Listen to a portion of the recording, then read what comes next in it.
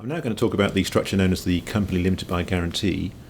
There are a lot of charitable companies limited by guarantee, and this structure is also used in a non-charitable context by other companies, such as social enterprises, for example.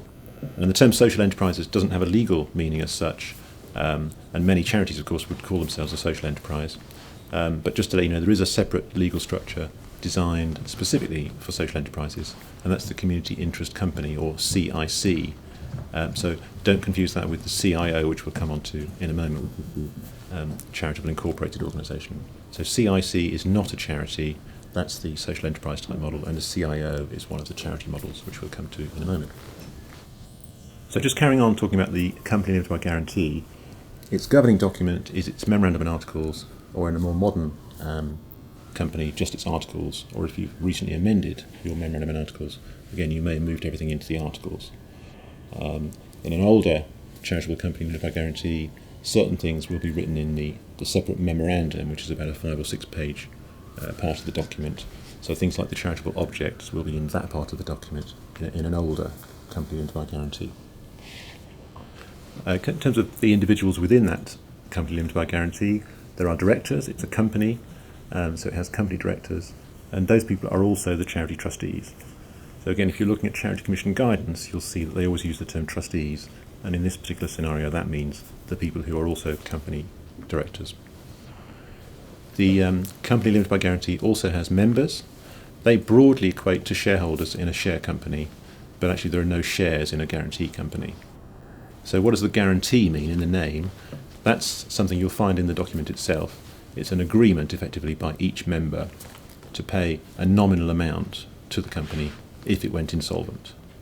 So they've got that obligation either up to the point of insolvency or up to a year afterwards. And it's usually just an obligation to pay £1. Occasionally you'll see £10, but it's more usually just £1. So that's where the name guarantee comes from. Now, because this is a company, it's subject to both company law and charity law.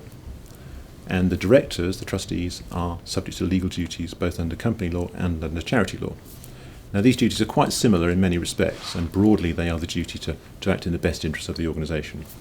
But there are a number of details under company law which are not exactly the same in charity law. For example, company law has very explicit duties on conflict of interest and managing conflicts of loyalty, for example, which are not quite the same under charity law.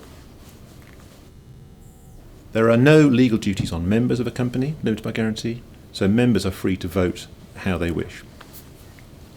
And members have to be given the right to take certain decisions under company law.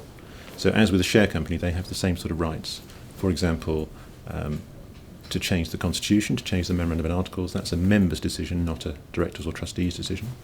And that's what's called a special resolution, which means that at least 3/4 of the members have to vote in favour of it.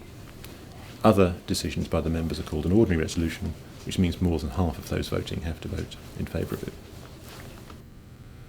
The regulators of a charity limited by guarantee are both Companies House and the Charity Commission. So that's sometimes been seen as one of the weaknesses of the structure, that it has these 2 regulators and 2 legal regimes. And because it's a company, there is this requirement to make sure that everything is filed at Companies House on time and in the right form. And there are quite severe penalties if the organisation doesn't file things on time with Companies House. And ultimately there can be actually applications to strike off a company which is very, very adrift with its filing of documents and information. So that's a slight risk with companies, that if you're not well organised in terms of the company secretarial side of things, you can find you're racking up fines quite quickly.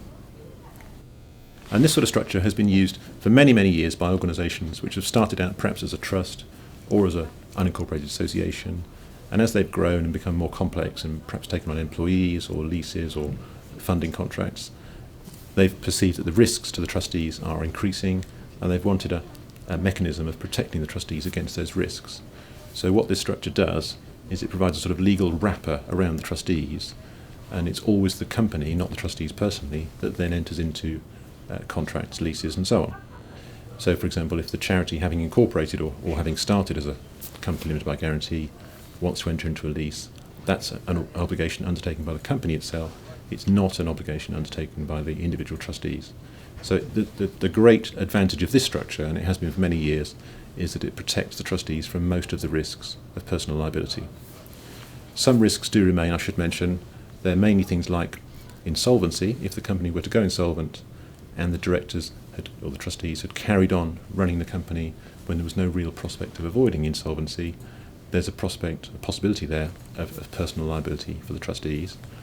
And the other one is that if the charity had operated outside its objects, outside its charitable purposes, there's a possibility again that the trustees could be found personally liable.